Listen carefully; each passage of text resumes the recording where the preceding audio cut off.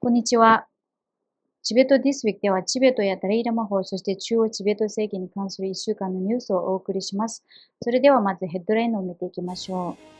う。ダライラマ法がご自身の91歳の誕生日に寄せられた祝辞に対し感謝のメッセージを発表されました。法はラダックのシワツェルで行われた91歳の誕生日を祝う大規模な式典に出席されました。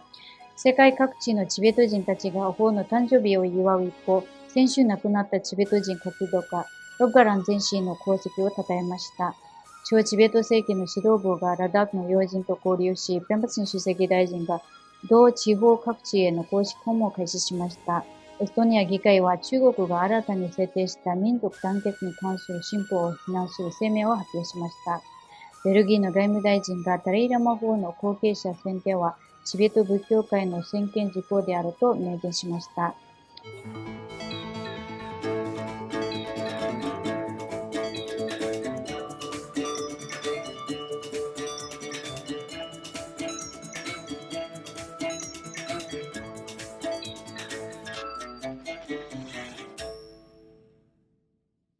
ダライラマ法は91歳の誕生日に際して温かい祝辞を寄せたすべての人々に感謝の意を表すメッセージを発表されました。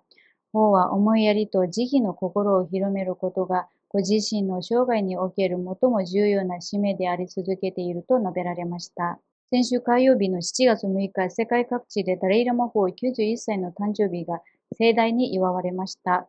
法はラダックでのシワツェル法話会場で開かれた祝賀式典にご臨席されました。会場にはおよそ2万5千人が集まり、法が91年にわたり実践してこられた慈悲の精神や世界平和と宗教間の調和の推進、そして心の平安の教えに敬意を表しました。集会に集まった異なる宗教を信仰する数万の人々に向けて法は、仏法の実践とは神仏に祈りを捧げることだけではない、自らの心を変え、善なる行いへと向けることが大切であり、仏法を実践する本当の意味は穏やかな心を育み、心を鍛えることにあるのだとお話になりました。王はまたご自身の人生を振り返り、他者を助けたいという利他の心が常に私の実践の中心にあったと語られ、130歳まで生きたいとの思いも示されました。式典には中央チベット政権の石ワム最高司法委員長、亡命チベット議会のドマツリン議長、そしてペンバツン主席大臣が出席し、それぞれ祝辞を述べました。この祝賀式典は中央チベット政権、ラダック仏教協会、ラダックゴンバ協会による共催で執り行われました。一方、ダラムサラでも中央チベット政権主催の祝賀式典が、ティチン駐輪寺院の中庭で開催されました。式典には地元カングラ地区の行政長官のほか、内閣の閣僚、亡命チベット議会議員、そして数百人の市民が参加しました。式典では宗教文化省大臣で首席大臣代行を務めるセギャル・ショギャ・ドラニャ氏と亡命チベット議会のケンポスナムテンベル副議長がそれぞれ内閣と亡命チベット議会の声明を代読しました。声明ではダライラマ法14世の計り知れない慈悲とご恩に対する深い感謝の意が表明されました。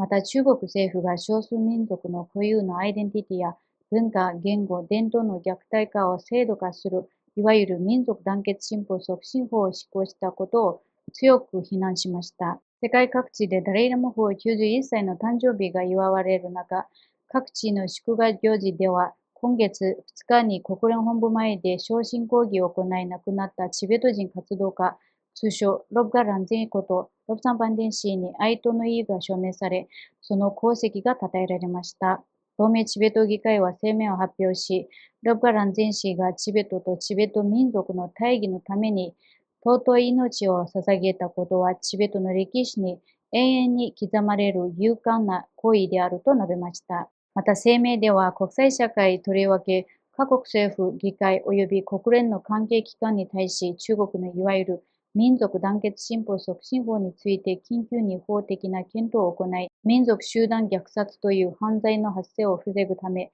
必要なあらゆる措置を講じるよう呼びかけました。今週、中央チベット政権の石ワム最高司法委員長、亡命チベット議会のドマツリン議長、そしてペンパチン主席大臣は、ラダックのレイ及びチョクラムサル周辺で地元の要人やチベット人コミュニティの人々と交流するとともに、ラダック各地のチベット僧院を訪問しました。ペバチン主席大臣はラダックのチベット人居住区にある各機関への視察も行いました。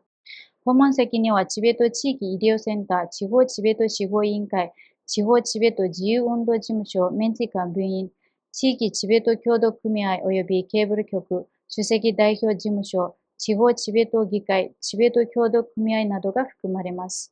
また、スナムリンチベット人居住区、ラダック SOS チベット子ども村学校、高齢者施設を訪れ、地域住民と交流しました。さらに、チョクラムサルの SOS チベット子ども村学校では、児童、生徒や教職員を前に講演し、教育の重要性、チベット人としてのアイデンティティの継承、環境保全、そして次世代がチベットの大義を担っていくことの重要性について語りました。プンプチン主席大臣は学生たちに対し学業で優れた成果を目指すとともに、チベット語や文化、価値観を大切に守り、将来はチベットの大義を担う責任ある人材として社会にも貢献できるよう努力してほしいと呼びかけました。また、主席大臣は昨日、ラダックチャンダン地域の遊牧地帯など遠隔地への視察を開始しました。ダライラマ法91歳の誕生日にあたり、エストニア議会のチベット支援議員連盟会長の